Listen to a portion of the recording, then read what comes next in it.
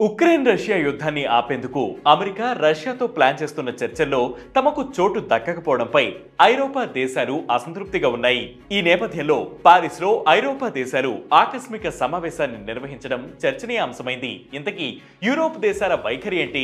America ఐరోపా దేశాలను ఎందుకు దూరం పెడుతోంది? ఈ వీడియోలో తెలుసుకుందాం.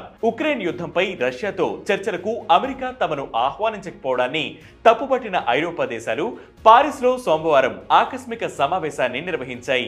Germany, UK, Italy, Poland, Spain, Netherlands, Denmark దేశాలు ఈ సమావేశంలో పాల్గొన్నాయి. ఉక్రెయిన్ ప్రస్తుత పరిస్థితి, యూరోప్లో సెక్యూరిటీ అంశాలపైన ఈ సమావేశంలో చర్చ జరిగింది. ఉక్రెయిన్ రష్యా యుద్ధంపై శాంతి చర్చలు జరిపే ముందు అమెరికా తమకు సెక్యూరిటీ కమిట్మెంట్ ఇవ్వాలని ఐరోపా దేశాలు డిమాండ్ చేశాయి. అలా అయితేనే రష్యా మళ్లీ ఉక్రెయిన్ పైన దాడి చేయకుండా నిలువరించవచ్చు అని అభిప్రాయపడ్డాయి. తక్షణం కాల్పుల ఒప్పందానికి సిద్ధమైతే రష్యా తన శక్తులన్నిటినీ సమీకరించుకుని మళ్లీ ఉక్రెయిన్ పైన తిరగబడవచ్చని, లేదా ఏ ఐరోపా దేశాన్నైనా టార్గెట్ చేయొచ్చని ఆందోళన వ్యక్తం చేశాయి. రష్యా మళ్లీ తిరగబడకుండా ఉక్రెయిన్లో సేనలను మోహరించాలని యూరప్ భావిస్తోంది. యుఎస్ విదేశాంగ శాఖ మంత్రి మార్కో రూబియో సౌదీ అరేబియా అధికారులను కలవడానికి ముందు ఈ సమావేశం జరగడం ప్రాధాన్యతను సంతరించుకుంది. అయితే శాంతి చర్చల్లో యూరోప్ కు చోటు లేదన్న సంకేతాలను అమెరికా మొదటి నుంచే ఇస్తూనే ఉంది.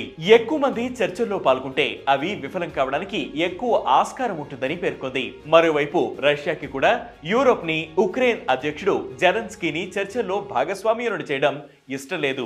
ఉక్రెయిన్ యుద్ధం కొనసాగాలని కోరుకుంటున్న యూరోప్ తో చర్చలు ఏమిటని రష్యా ప్రశ్నిస్తోంది.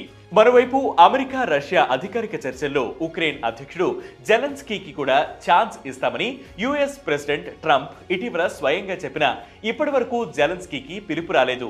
కాగా యుఏఈ పర్యటనలో ఉన్న జెలెన్స్కీ వద్ద ఈ శాంతి చర్చల అంశాన్ని ప్రస్తావించగా దానిపై ఆయన తీవ్రంగానే స్పందించారు. తమ భాగస్వామ్యం లేకుండా తీసుకునే నిర్ణయాలను అంగీకరించమని తేల్చి చెప్పేశారు.